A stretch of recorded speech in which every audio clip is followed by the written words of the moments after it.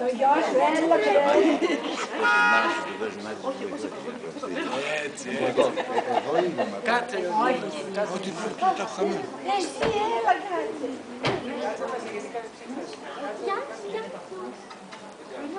Κάνει κρύο, Ελένη.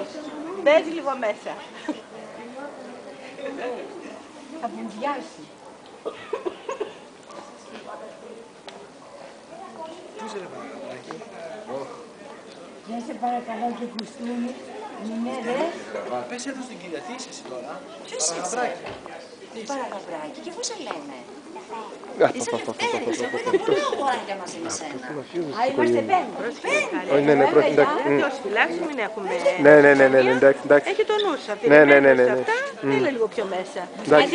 Έχεις και τέτοιο ταλέντο. Τα πατέρα μου κοίταζε από εκεί μίλαγε, γιατί δεν θέλει πολύ για να... Ναι, δίκιο έχει. Α, μπράβο, η νύχη μας πολύ όμορφη. Μπράβο.